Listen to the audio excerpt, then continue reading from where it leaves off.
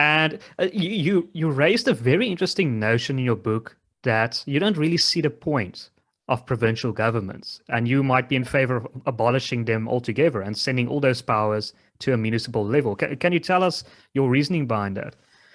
Yeah, absolutely. And I mean, just to be clear, we're going through a very extensive policy process at the moment where we're going to have to grapple with these kind of things. As a party that was born at a time of local government, we got to develop a national policy suite where we grapple with these and other issues. But certainly a lot of the thinking at this stage is when you look at the role of provincial government, it really, doesn't make a great deal of sense. I mean, its functionality is primarily along the lines of health and education, and everything else is a shared competency with national or local government. And when you consider the realities of South African government, which is just so laden with cadre deployment and creating departments and structures and positions, not for the benefit of people, but for becoming employment agencies of the political factions within the ANC. The reality is provincial government, billions and billions and billions are spent on sustaining it. And all around the world, the best practice model is to devolve as much as you can to local authorities. And in many cases, what you have, just by way of an example, is a provincial government department for housing, let's say, that has budget of a few billion rand. And really, they are contracting municipalities with their money to do that work. Now, if those funds went straight into the municipalities, you would cut out all of those departments, all of those people, all of those salaries and wages and structures and all those things that collectively, I would venture, probably add up to hundreds of billions at a provincial government level. And I think in the South African context, we need to start having some difficult conversations about how we reduce the cost of government and try and increase the proportion of money that goes towards improving people's lives. Yeah, I think that's a great idea because I've never really understood. I mean, you have sort of quasi-ministers at a municipal level in Johannesburg. So why can't they just do the job anyway? Why do you need a provincial government anyway if you have these ministers at local level? Yeah, absolutely. And I think that's the best practice around the world. So around the world, increasingly, there's a recognition that the government spheres that are closest as the interface to communities and people are the ones best positioned to roll out services of all of these kinds, including health and education. And I think there's just so much that we can learn as a country in that process. And although these things might not happen quickly, there are things that we must look at because we cannot afford as a country to have bloated structures of government that purely exist because they exist. We've got to ask ourselves what is producing a direct return. And I mean, you can't get any less of a return on investment in our country than you do on education. I mean, we're among the highest spender in the world on education with one of the poorest results in the world. And that's got to ask big questions about how we're rolling it out.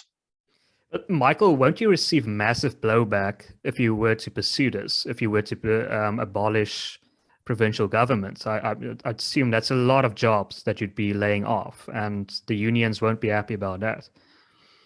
Well, I think the bottom line is it's a policy position that we have to debate and discuss.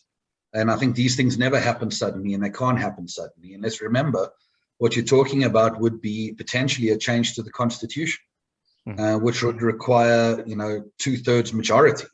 And as much as I would like to say that ActionSA would secure that in 2024, the reality is you'd have to have a 2/3 of parliament made up of a number of political parties to adopt that view.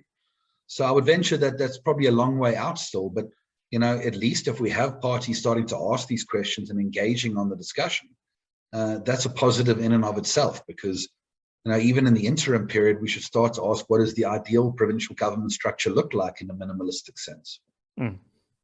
And I mean, it's a great answer to the problem that many people see here in the Western Cape.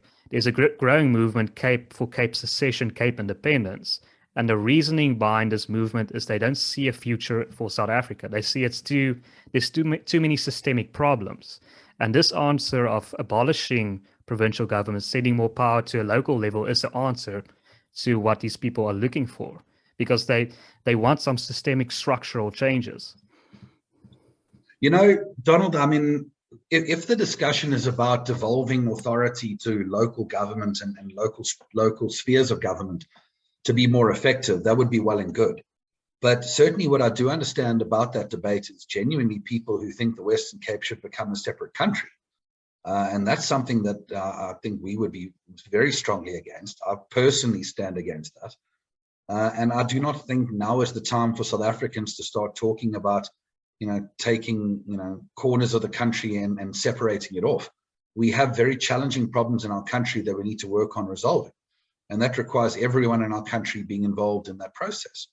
But the Western Cape is very much part of our country. It needs to remain part of our country. And it has a lot to contribute in the process of fixing South Africa. And that's a project that everyone needs to be involved in, because you can't regard a province to be a place where people can just go and pretend like the rest of the country doesn't exist. The problems in this country affect everyone in this country, and that's why it needs to be a collective thing to work on it. And I understand your position. I'm just trying to explain their reasoning. They're looking for big changes, and the great thing is you're trying to find those big changes. And that's perhaps why they not see Cape independence, they would vote for your party, because you're offering those solutions. No, if we're going to be talking about a system of directly electing people, and if we're talking about a system of increasing the effectiveness of local government, then those are principles that we stand for. But in our view, it must always be within the framework of a unified South Africa. Okay, so another issue, race-based policies. Can you perhaps explain your party's position on, for example, things like BEE and race-based policies in general? Absolutely. So, Donald, I think the most important precursor to this conversation, and I mentioned a bit earlier, is that we were obviously a creature born of local government. We have a local government manifesto. We've emerged from 2021 and we've recognized that building our national policy suite is a big priority for us. And we have specifically said that our policy suite needs to be brave and bold, and it needs to come up with hardcore alternatives. So part of which is to say these things are under construction. But the things that we certainly can comment on in the meantime is to say that these policies haven't worked. They fundamentally have not. And I don't think there's any South African who believes that.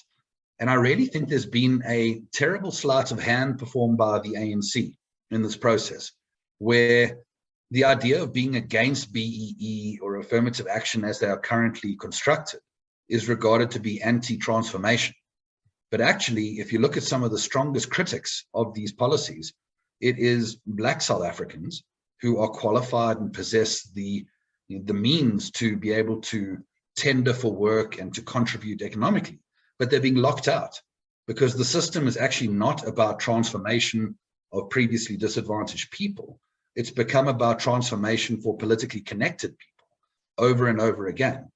And, I think, to be fair, this part of the commentary is, it's common cause. I mean, a lot of people say these things. What I'm saying isn't, going to be groundbreaking. I think from an ActionSA point of view, we want to develop the next part of this answer. And that's the part that we want to be groundbreaking. So then what replaces it? Because what does differentiate us from a party like the DA, for example, is we do not believe that you can just say then race doesn't exist and we must just carry on with poverty as a proxy and all these things. The reality is we have a history in South Africa that has been fundamentally driven to create racial inequality. Denying the fact that has happened for hundreds of years is bizarre, and denying the fact that it's been exacerbated over the last 28 years would be absolutely bizarre. The question is, how do we deal with these things? And I think when you start to understand these things more in terms of their process of transformation, we can start to take this conversation down to the level of creating economic opportunity and embracing this idea that there is no transformation and there is no empowerment better than increasing employment and access to employment. Because a job in South African context will do more than government has ever done. And we can find ourselves in a space where we're investing in education, we're investing in universities, we're investing in access to university and skills and colleges, and doing that at massive scales and focusing that work in areas which have been historically oppressed by racial policies. And that program leads towards access to opportunity and not political patronage. Now, I know the Democratic Alliance would perhaps argue that if we just change BE's focus from Black people to poor people, it will benefit mostly Black people anyway, because most poor people are Black. So what would you say to that? Just change the focus from predominantly Black people to just poor people, and you'll help them anyway. I think the reality is trying to fix a broken policy by tweaking it and twisting it is probably no different to taking a car that has fundamentally and from an engineering sense of view collapsed and trying to, tap on it here and tap on it there and hope that the engine starts up again. I think the reality is that these policies have failed and their failure is systemic. Their failures are not such that you can just twist this thing in the regulations in the background and somehow it's going to solve the problem. I think there has to be a fundamental rethink of transformation in South Africa and what transformation was meant to be and what policies like BEE have done to alienate that principle.